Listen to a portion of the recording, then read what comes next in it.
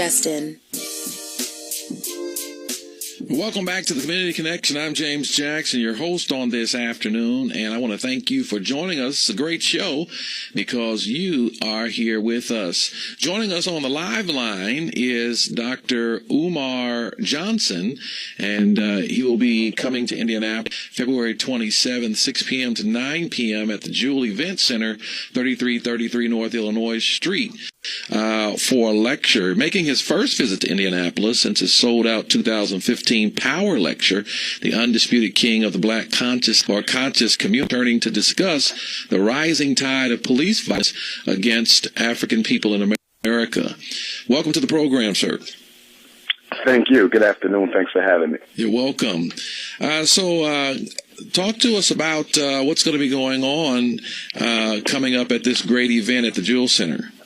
Yes, sir. We're going to focus primarily on the school-to-prison pipeline. Mm-hmm. We're going to deal with the special education wars against black boys, as well as the overdiagnosing and the misdiagnosing of ADHD and conduct disorder amongst black boys, as well as the prescribing of very dangerous psychiatric medications.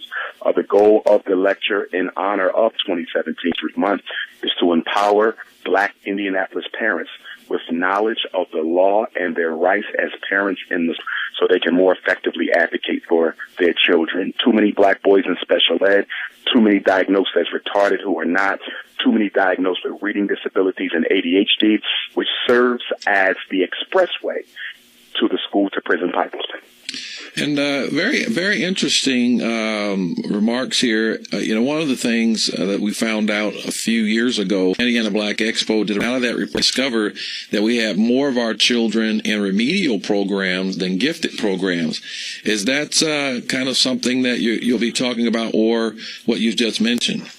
Without question. Actually, mental giftedness, the MG classification, which a child only gets or used to get by being evaluated by myself or one of my colleagues, a school psychologist, that was removed. Mental giftedness was removed from the special ed register approximately. And as a result of that, gifted has significantly shrunk around the country. The reason for that is twofold. Number one, whenever you put a child in special education, they get extra money.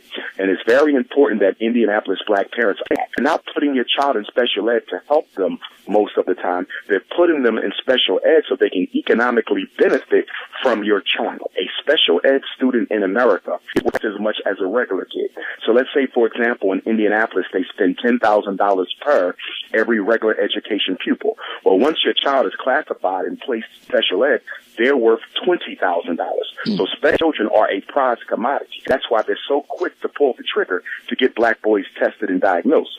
So with MG no longer being a special ed disability or ability, they no longer get the money for finding mentally gifted children. And because they're no longer financially subsidized for pulling out the gifted kids, they're no longer looking for them. Wow. So now it gets down into the economics then. Very much about the economics. Yeah. If one special ed kid is worth $10,000 extra, could you imagine how much 100 of them? What about 1,000? Do we even know how many black children are in special ed in Indianapolis versus Gary versus the other cities in Indiana? What is the state special ed budget for black children alone? It'll probably blow your mind to see how many millions of dollars are coming into school districts to educate our children that is not being spent on them in the name of special ed. And what parents need to really understand is that the labels we put on your children, now I'm a doctor of clinical psychology as well as a school psychologist, so I go between the school and the clinic. I do clinical as well as school evals. But parents need to know that the labels are largely the professional opinions of the evaluators. There's no scientific way to prove a reading disability. There's no scientific way to prove a math disability or ADHD. They are professional opinions only, which is why parents need to be careful before they give permission to let someone diagnose their child. And you talk about the school-to-prison pipeline, and that's something you'll be talking about when you come. How close or far away are we from turning the dial on this thing? We're not anywhere near where we need to be. And to be black parents are not doing enough to protect their children. One thing I always tell black parents, when you go to the school, don't take any ink pens with you. Why? Because black parents have this habit of signing off on paperwork in the school without reading it. I regularly come across parents who say, well, that signing that gave them permission to evaluate my child. I didn't know signing that allowed them to put my child in special ed. I didn't know that authorizing this form gave them the power to put my child in an alternative discipline school. Well, why aren't you reading these documents? So African-American parents must shoulder at least 50% of this problem. 50% of it is on the district, but the other 50% is on because we keep going along with a system that's designed to prepare black girls for poverty and black boys for prison. All right, 317-239-1310. We have Dr. Umar Johnson on the line, who will be here on the 27th of February to do a lecture. I also want to ask you talked about the overdiagnosis of ADHD. And, of course, when children are kind of moving around a lot or doing different things, a lot of times they get almost automatically get diagnosed with that. Yes, indeed. ADHD is a weapon of mass destruction in the black community. You can walk into almost any public school in our cities and ask all the boys in the classroom, if you take medicine, raise your hand. And I promise you, in 85% of the classes you go into, at least half of the black boys will be raising their hands. And in some classes, all of the black boys will be raising their hands. The American Psychiatric Association gave us the diagnosis of ADD in 1980. That's the same year that crack cocaine came into the black community, the exact same year. Also, in 1987, it was transformed from ADD to ADHD. It's no coincidence that this category came to us in the 80s, because that was the period when America began its mass incarceration campaign against black males. So they locked the fathers up, leave the boys at home to be raised all alone with their mothers, and a woman cannot make a man. And so as a result of that, the discipline tends to lack a little bit. And so this whole diagnosis of ADHD, conduct disorder, oppositional defiant disorder, this whole little cluster of behavioral disorders, that's what they call them, behavioral disorders, is nothing more than the result of taking fathers out of homes, okay? Which is why I refer to ADHD as Ain't No Daddy at Home Disorder, ADHD. Wow. What do you see as long-term? Of course, we see the negative effects of this now, but, the Lord willing, 25, 50, 75 years from now, what do you see as long-term effects of these dangerous diagnoses? Well, here's what the African-American community needs to understand, not only in Indianapolis, but around the world. The United States Constitution does not give our children a right to learn. The United States Constitution doesn't even mention the word education. The United States Department of Education was created in the 1980s. It is a fairly recent department within the executive branch of the government. And there's a lot of congressmen on Capitol Hill who want to eliminate the Department of Education because they don't understand why they're paying taxes to pay for black children to be educated when their Constitution does not require that. So I see a future in America where there will be no public education in the next 20 years. Your child will not go to school unless you build one for them or you can afford for them to pay. It's no coincidence that you're cutting down hundreds of schools. It's no coincidence that in Detroit, they're shutting down hundreds. Here in my hometown of Philadelphia, Pennsylvania, shutting down hundreds. This is by design. And why? Public school was started to prepare black people to go and work in the factories. It was industry that dictated public ed. Industry in the inner cities no more. The factory and what's left of it has been shipped out to second and third world nations. So what is the purpose of public education in a city where you don't plan to hire the black men? The only purpose of public education is to prepare them for prison. So they're shutting down the schools because they no longer plan on giving jobs to black males. Very, very interesting perspective. And for those of you who are listening, you're listening to the voice of Dr. Umar Johnson. He's going to be here in Indianapolis on Monday, February 27th, 6 p.m. to 9 p.m. at the Jewel Event Center, 3333 North Illinois Street. And some of the things that you're hearing on today, certainly you'll be able to hear more in-depthly on Monday. Doors do open at 4 p.m., and this will probably be a capacity crowd event. Johnson, you talked about the rights that parents have. How can parents find out more about what their rights are? Well, number one, I'm going to thoroughly go through the primary rights that parents have in the school at my day in Indianapolis. So I hope they come out to get the information. Also, they'll be able to get a copy of my book, Psychoacademic Holocaust, The Special Education and ADHD Wars Against Black Boys. In that book, I list the rights that parents need to be aware of. So they need to read that book and read it thoroughly. And then on top of that, I host a free Black Parent Teleconference every Tuesday morning. In fact, we did it early this morning from 6 a.m. until 8 a.m. where parents can call and get free advice. But 3 quick rights that all parents need to be aware of. Number one is the right to say no. Mm-hmm. This is the simplest right, but a lot of Black parents don't think they have a right to refuse the request of the school.